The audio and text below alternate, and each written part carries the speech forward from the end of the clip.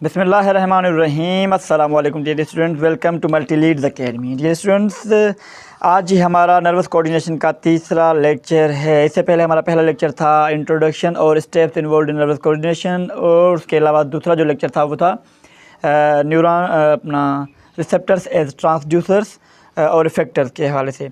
और ये आज हमारा जो तीसरा लेक्चर है वो है about the path of message.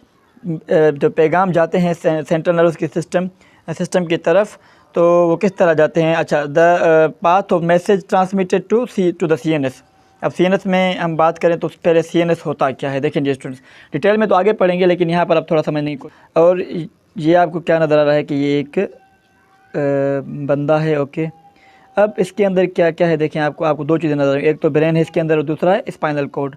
तो ये जो ब्रेन और स्पाइनल कोड ये आते हैं सेंट्रल नर्वस सिस्टम में।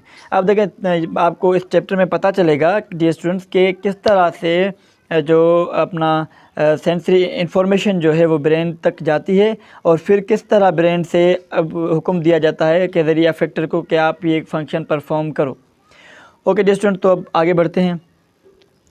The CNS which is made up of brain and spinal cord. जैसा मैंने आपको बताया कि सीएनएस दो चीज़ों का बना होता है dear student, very important MCQs, brain and spinal cord. Okay, now receive the signals, वो सिग्नल्स को रिसीव करता है and react by designating particular assigned neuron through effector organs.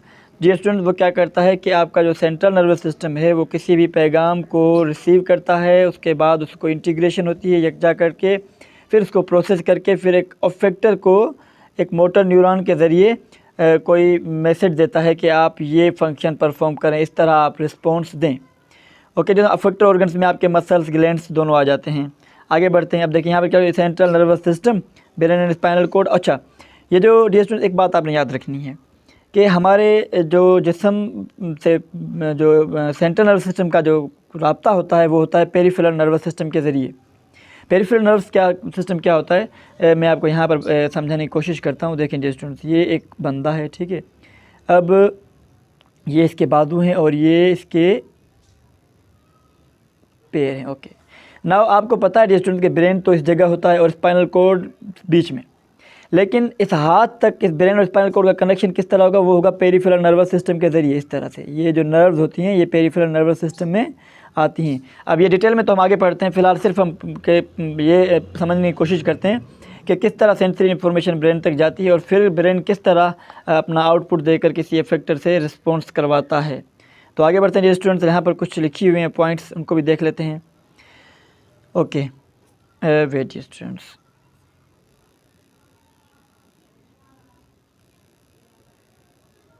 Okay dear students, the message are picked up by specific sensors.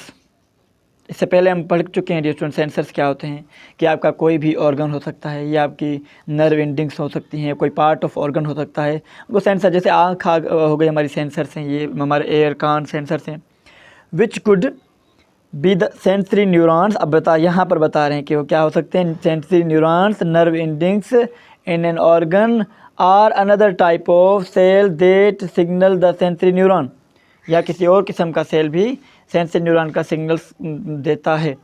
तो जिसमें आगे बढ़ते हैं, a nerve impulse that goes to the brain and spinal cord is started by the sensory neuron. जी students, वो जो nerve impulse जाती है ब्रेन और स्पाइनल कॉर्ड की तरफ, तो वो कौन जनरेट करता है, वो सेंसरी न्यूरॉन जनरेट करता है। Sensors in the eyes, ears, muscles, skin and other body components send message to the spinal cord or brain via sensory neuron। जी स्टूडेंट, ये बात बहुत समझने वाली बात है, बहुत ही important point of MCQ point of view से है कि जो ब्रेन की तरफ इंफॉर्मेशन लेकर जाते हैं वो कौन से न्यूरॉन्स होते हैं, वो सेंसरी न्यूरॉन्स होते हैं। न्यूरॉन्स के तीन टाइप्स हैं student, sensory neurons, inter neurons and motor neurons. Sensory neurons क्या ये इन्फॉर्मेशन लेकर जाते हैं, मोटर न्यूरॉन कहाँ स्पाइनल कॉर्ड और ब्रेन में मौजूद होते हैं, वो इंटीग्रेशन करते हैं और एनालिसिस करते हैं। और मोटर न्यूरॉन के ज़रिए जो है वो कमांड जाती है इफेक्टर्स की जानिब, ठीक है। आगे चलकर डिटेल में ये यहाँ पर न्यूरॉन टॉपिक है, हम नेक्स्ट लेक्चर में इसको कवर करने की कोशिश करेंगे। In agreement with that the affected organ receives a message from the brain and spinal cord via motor neurons। वही बात देखें डियर स्टूडेंट्स, अफेक्टर के पास जो इंफॉर्मेशन जाती है वो मोटर न्यूरॉन के ज़रिए ही जाती है। ठीक है डियर स्टूडेंट्स, तो अब आपने पाथ अच्छी तरह समझ लिया। मैं आपको एक मरतबा दोबारा रिपीट करके बताता हूँ, समझाता हूँ कि किस तरह इन्फॉर्मेशन जाती है। अब देखें आप यहाँ पर इस डायग्राम को गौर से देखें। देखें डियर स्टूडेंट, ये है आपका सेंसरी रिसेप्टर्स, आँख। ठीक है, अब ये इन्फॉर्मेशन यहाँ से इन्फॉर्मेशन जाएगी सेंट्रल नर्वस सिस्टम की तरफ, और ये न्यूरॉन्स कौन से होंगे? सेंसरी न्यूरॉन्स होंगे।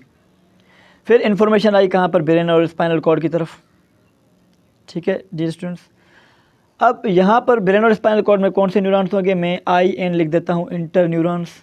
ओके डियर स्टूडेंट्स, फिर उसको एनालिसिस करने के बाद किसी एक ख़ास जो है ऑर्गन या ग्लैंड को कमांड देगा central nervous system peripheral nervous system के ज़रिए। अब अच्छा, वो न्यूरॉन्स कौन से होंगे? वो मोटर न्यूरॉन होंगे। देखें, ये देखें आपके मसल्स की तरफ जो है वो कमांड जा रही है। तो ये एक पाथ है, ये एक रास्ता है जो है इन्फॉर्मेशन किस तरह जाती है दिमाग में, और किस तरह अपना जो brain and spinal cord command देते हैं किसी खास ऑर्गन्स को। देखें, जैसे मैंने आपको यहाँ पर बताया कि जो इन्फॉर्मेशन जाती है वो सेंसरी न्यूरॉन्स के ज़रिए जाती है, SN। ठीक है, और वहाँ पर इंटरन्यूरॉन होते हैं, और यहाँ पर जो मसल की तरफ कमांड आ रही है वो मोटर न्यूरॉन्स के ज़रिए आती है। नेक्स्ट लेक्चर में इनके हवाले से डिटेल में पढ़ता है। वीडियो लेक्चर थोड़ी ज़्यादा हो गई है। तो डियर स्टूडेंट्स, मिलते हैं अगले लेक्चर तक, तब तक अपना ख्याल रखिएगा। अल्लाह हाफ़िज़।